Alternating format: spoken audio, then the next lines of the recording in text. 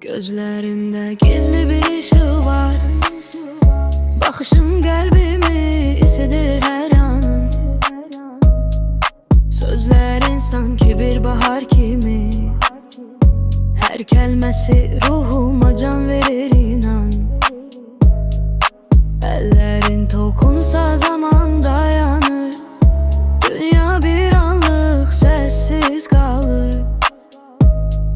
Seninle nefes almak bile en güzel mucize kimi yaşanır.